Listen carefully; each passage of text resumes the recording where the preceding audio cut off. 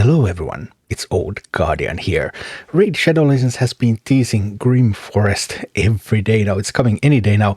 New content for Raid, new zone, new adventure, available at level 55. And yesterday Raid published details about the main bosses in Grim Forest and their abilities. So in this video I'm going to take a look at what do those bosses do, what do you want to bring to counter them, and how do you want to prepare for the upcoming Grim Forest. First, thank you Raid Shadow Legends for sponsoring this video and for giving me this wonderful promo link down below in the description there in the QR code. New account with Tagoar at the start, Venomage at 15, Uugo at 30 and Deacon Armstrong himself at 40. A wonderful start to Raid. And Grim Forest. So in general, all Grim Forest bosses share a number of characteristics. First of all, they all have awakened weakness, which means that they deal less damage to awakened champions and they take more damage from awakened champions. So champions with souls are very valuable here. They are also all immune to decreased speed. Yeah, no decreased speed here at all, no turn meter reduction either. Every boss is immune. They're also immune to most forms of crowd control, fears and stuns and true fears. Tauraze is an exception. Tauraze can be frozen. He's vulnerable to freeze. All others are immune to that one as well. And they also all take limited damage or are even completely immune to max HP damage based skill and HP burn, which is also max HP damage. So quite a few abilities are rendered completely meaningless just based on the immunities the bosses have. But let's take a look at each of the bosses and what do they really mean. So Draugnell the Eternal Gatherer attacks all enemies. So Draugnell is going to provoke you, he's going to decrease your attack, he's going to decrease your defense, and he's going to freeze. He's going to freeze all the time. He's going to freeze when he attacks, he's going to freeze when he's attacked. He just really likes to freeze. Also, Draugnell and his allies are immune to ignore defense. So ignore defense typically is one of the strongest ways to deal a lot of damage. And ignore defense completely negated.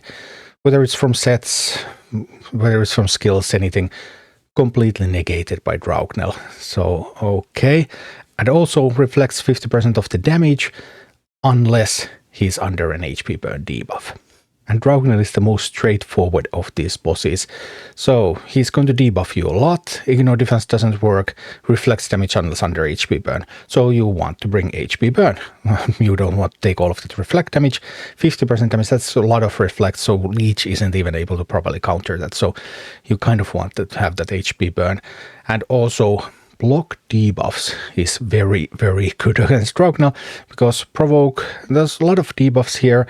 Also that freeze whenever he's attacked, so it's really hard to counter all of that unless you're able to just block debuffs altogether, and none of those are protected, so block debuffs is going to work. And the second boss is Isbeth, the Crimson Siren. Isbeth is going to attack all enemies. Isbeth is like the opposite of Draugnell. Draugnell places a lot of debuffs on you. Isbeth is placing buffs on herself and on her allies, increased duration of ally buffs, activates continuous heal buffs, places 4 continuous heal buffs on all allies for 3 turns. I mean, 4 continuous heal buffs for 3 turns, that means that basically you just can't kill her if she gets to do all of that, because she's just going to heal so much. Also instantly activating all of that and blocking passive skills as well. And also she does more and more damage the more buffs she's under, and she's completely immune to damage dealt based on enemy max HP and deals pure damage. So you cannot mitigate her damage, you can't deal max HP damage, so no cold heart, no HP burns, no poisons, no nothing. And unless you can do something about her buffs, then she's just going to keep healing herself like all the time.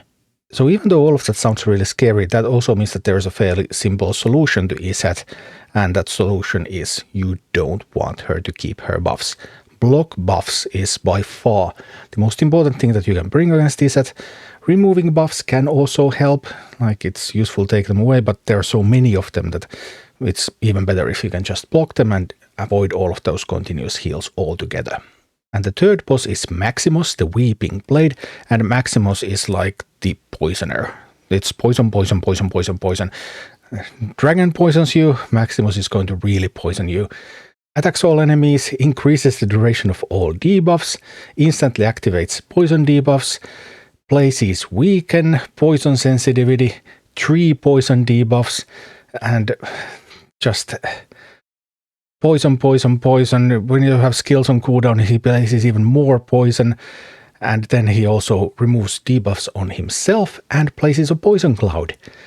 So yeah, that's pretty tough. And if that poison cloud goes through, then Maximoz also gains 10% turn meter whenever he receives a weak hit. Poison clouds makes your hits weak, so then you just give him more turns. So, and he's also completely immune to poison himself, so no use bringing poison at all. So you must not bring poison here. Well, you can bring poison, but it just doesn't do anything.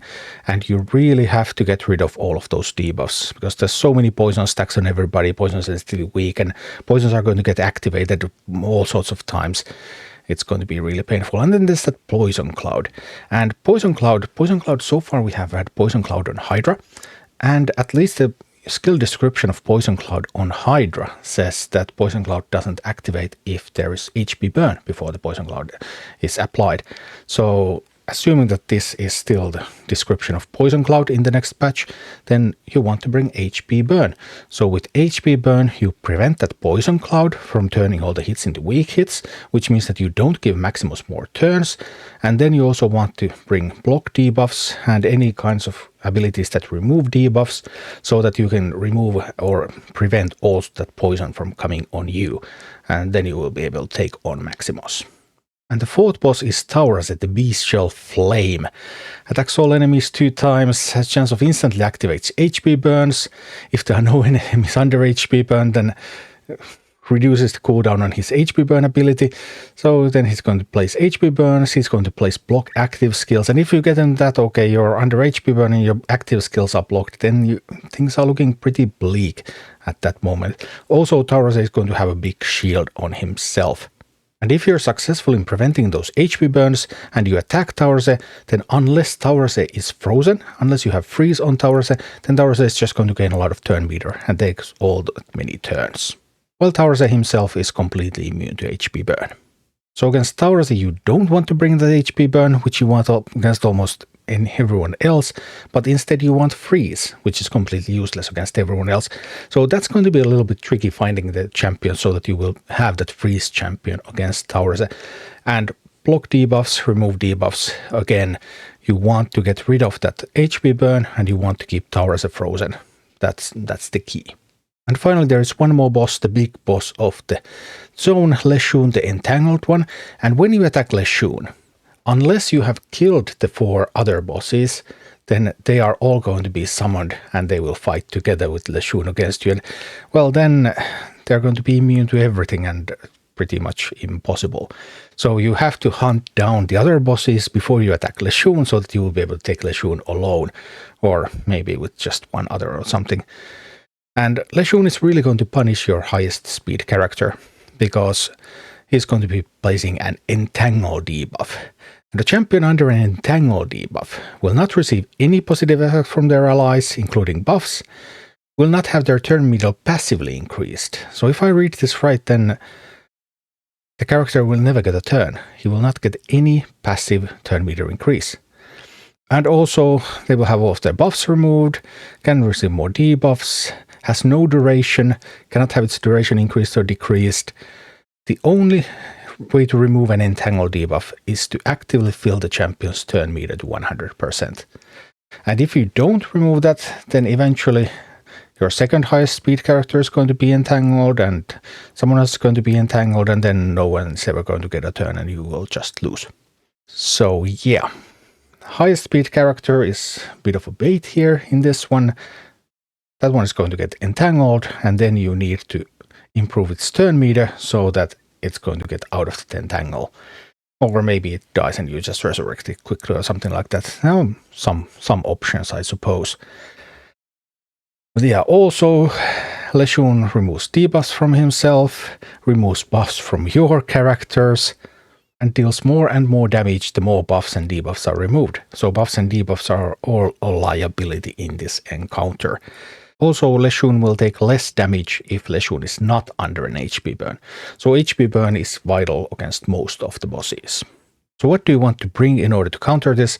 You probably want to bring a bunch of increased turn meter effects. It's hard to say without playing the content, of course, like whether you would want to just let the entangled characters die and then you revive them, or whether you try to bring increased turn meter and then you just increase turn meter so much that they get out of that entanglement.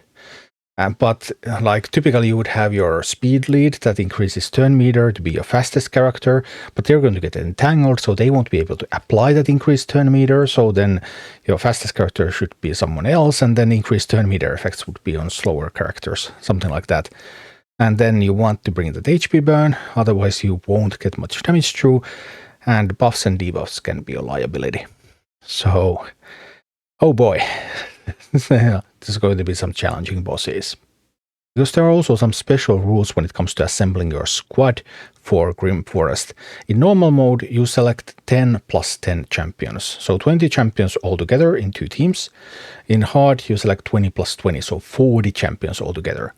And then you are going to get a random selection of those champions that then you can build your actual team for each encounter. For example, there has been some test serve footage, and in one fight in hard mode there were 40 champions, and the game randomized 17 out of those from which the actual team had to be built. So you can't guarantee any specific champion for any encounter. I don't know if you're always guaranteed champions from both groups. I assume you are. So then you could have some leeway, like placing all the block buffs, block debuff champions in one of the groups so that you will get some of those and then some damage dealers on the other or something. But you will need a lot of block buffs champions, block debuffs champions, HP burn champions, and you would need enough freeze champions that you will find one when you need to encounter Tauraze. So yeah, definitely testing the width of your roster, this new game mode.